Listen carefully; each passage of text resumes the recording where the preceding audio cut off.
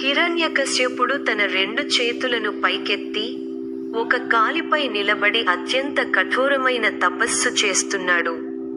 అతని ముఖంలో తీవ్రమైన సంకల్పం, పట్టుదల కనిపిస్తోంది.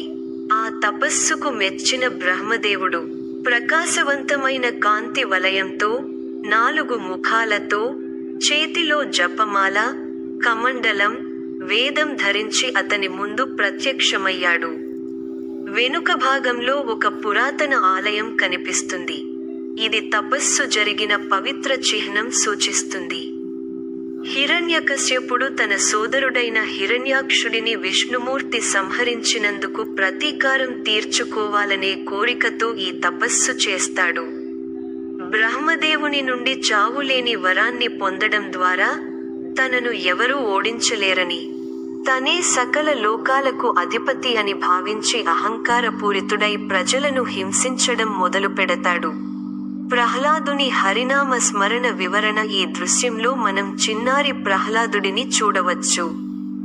హిరణ్యకశ్యపుడు తన కుమారుడికి రాక్షస విద్యలను, రాజనీతిని నేర్పించడానికి గురువులైన చండామార్కుల వద్దకు పంపిస్తాడు.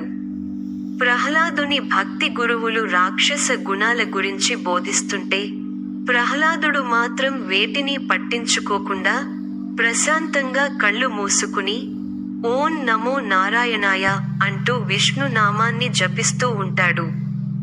తోటి విద్యార్థులు ప్రహ్లాదుని చుట్టూ ఉన్న ఇతర రాక్షస బాలుడు అతను చేస్తున్న పనిని చూసి ఆశ్చర్యపోతారు. ఎవరైనా అతన్ని వింతగా చూస్తుంటే, మరికొందరు ప్రహ్లాదుని బోధనల వల్ల ప్రభావితమై అతనితో కలిసి హరిని స్మరిస్తుంటారు. హిరణ్యకశ్యపుడు తన రాజ్యంలో ఎక్కడా విష్ణునామం వినపడకూడదని ఆజ్ఞాపిస్తాడు. కాని తన ఇంట్లోనే తన కుమారుడే శత్రువు, విష్ణువు, పేరును జపించడం అతనికి అస్సలు నచ్చదు. ఇది తండ్రి కొడుకుల మధ్య ఘర్షణకు మరియు భవిష్యత్తులో జరిగే మహాసంగ్రామానికి. హిరణ్యకశ్యపుడు ప్రహ్లాదుడిని స్తంభం దగ్గర ప్రశ్నించడం. స్తంభోద్భవం, స్తంభం నుండి స్వామి రాక. హిరణ్యకశ్యపుడు తన రాజభవనంలో ప్రహ్లాదుడిని గద్దించి అడుగుతాడు, నీవు జపించే ఆ విష్ణువు ఎక్కడ ఉన్నాడు? ఈ స్తంభంలో ఉన్నాడా అని ఎగతాళి చేస్తూ తన గడపతో ఒక పెద్ద రాతి స్తంభాన్ని బలంగా కొడతాడు. భయంకరమైన గర్జన. హిరణ్యకశ్యపుడు స్తంభాన్ని కొట్టగానే బ్రహ్మాండం బద్దలయ్యేలా ఒక పెద్ద శబ్దం వినిపిస్తుంది. ఆ శబ్దానికి దిక్కులు పిక్కటిల్లుతాయి. నరసింహ అవతారం. స్తంభం మధ్యలో చీలిపోయి, అందులో నుండి శ్రీ మహావిష్ణువు నరసింహ రూపంలో, సగం మనిషి, సగం సింహం, భయంకరమైన ఆకారంతో బయటకు వస్తాడు. ఉగ్ర రూపం. స్వామివారి జుట్టు ఆకాశమంత విస్తరించి ఉంటుంది. కళ్ళు అగ్నిగోళాల మండుతుంటాయి. ఆ రూపాన్ని చూసి రాక్షసులు భయంతో పారిపోతారు.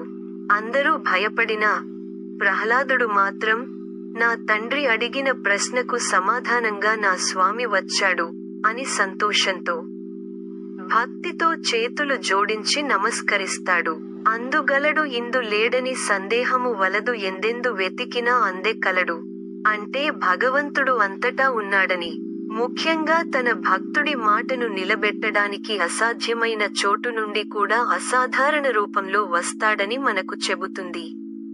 నరసింహస్వామి హిరణ్యకశ్యపుడిని పట్టుకుని, బ్రహ్మదేవుడి వరాలకు ఎక్కడా భంగం కలగకుండా అతన్ని అంతం చేస్తారు. సమయం మరియు ప్రదేశం. సూర్యుడు అస్తమిస్తున్న సంధ్యా సమయంలో ఇంటి లోపల కాకుండా బయట కాకుండా గడప పైన కూర్చుని, హిరణ్యకశ్యపుడిని తన తొడల మీద పడుకోబెట్టుకుంటారు. సంహారం. ఎటువంటి ఆయుధాలు వాడకుండా తన పదునైన గోళ్లతో రాక్షసుడి వక్షస్థలాన్ని చీల్చి సంహరిస్తారు. దైవ శక్తి. ఈ దృశ్యంలో స్వామివారి ఉగ్రరూపం, హిరణ్యకశ్యపుడి ముఖంలో ఓటమి మరియు భయం స్పష్టంగా కనిపిస్తుంది. మనిషి ఎంత తెలివైన వాడైనా, ఎన్ని వరాలు పొందినా, అహంకారంతో దైవానికి ఎదురు తిరిగితే పతనం తప్పదని ఈ సన్నివేశం హెచ్చరిస్తుంది. అలాగే భగవంతుడు తన భక్తుడిని రక్షించడానికి ఎంతటి కష్టమైనా అధిగమిస్తాడని నిరూపిస్తుంది. హిరణ్యకశ్యపుని సంహరించిన తర్వాత కూడా నరసింహస్వామి క్రోధాగ్ని చల్లారలేదు. ఆయన గర్జనలకు భూమ్యాకాశాలు కనిపించాయి. అప్పుడు దేవతలందరి ప్రార్థన ప్రకారం లక్ష్మీదేవి ప్రత్యక్షమవుతుంది.